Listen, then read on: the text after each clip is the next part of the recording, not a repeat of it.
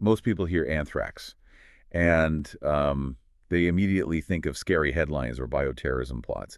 But if you actually look at the biology of Bacillus anthracis, you realize we aren't just dealing with a disease. We are dealing with, one of nature's most effective survivalists. It really is, yeah. It's the ultimate biological prepper. Exactly. So today, on this deep dive, we are unpacking the life cycle of this bacteria, how a microscopic spore can sleep in the dirt for decades, wake up to take down a 1,000-pound steer, and, why that matters for human health. And the key word there is sleep. That is the superpower. Most bacteria are, they're pretty fragile. You expose them to sunlight or heat and they die. Right. But Bacillus anthracis doesn't do that. When conditions get tough, it hits the pause button. It forms a spore, essentially an armored shell. Which explains why the research emphasizes soil as a reservoir. These spores are just sitting there in the ground. Completely dormant. Yeah, completely dormant, waiting for the right conditions. So basically a biological time capsule. Right. And for a spore, the right condition is usually the inside of a grazing animal. So walk us through that vector. A cow is out grazing. And she clips the grass too close to the ground, ingesting soil laden with spores.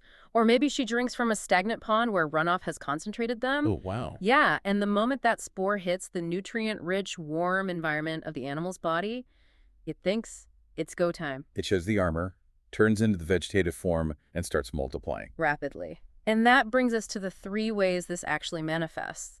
Because how the spore enters determines the disease you get. The guide breaks us down into cutaneous, intestinal, and pulmonary. Let's start with cutaneous. Skin contact. This seems to be the most common form mentioned. It is. This happens when spores enter through a cut or abrasion. Common for farmers handling livestock, obviously. It starts as a blister or a lesion, but the hallmark sign is what the source describes as a black zone. That is a vivid image.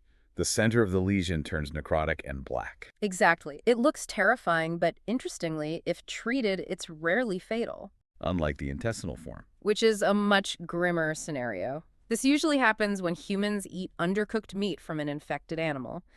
The bacteria attack the gut lining. You're looking at severe gastrointestinal distress, vomiting, and a much higher mortality rate. But the one that keeps epidemiologists up at night is the third one. Pulmonary anthrax. The lung infection. This is the rarest but most dangerous form. It happens when spores are inhaled. The source specifically mentions high-risk situations like processing wool or hides.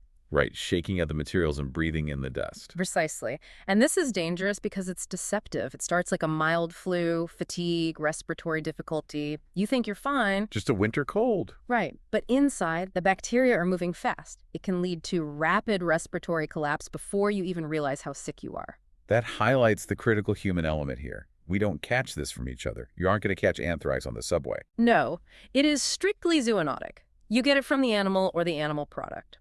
It is essentially an occupational hazard for people handling sick livestock or working in abattoirs. So if you are in that high-risk group and you suspect exposure, what is the playbook? The research stresses speed. Speed is everything. Diagnosis via PCR tests and cultures needs to happen immediately. We rely on antibiotics like penicillin, tetracycline, ciprofloxacin. But those only kill the bacteria, right? Exactly. They don't scrub the toxins already in your system. That's why early intervention is non-negotiable. But obviously, we'd rather not get to the treatment stage. The guide puts a huge emphasis on breaking the cycle at the source. Which means vaccination.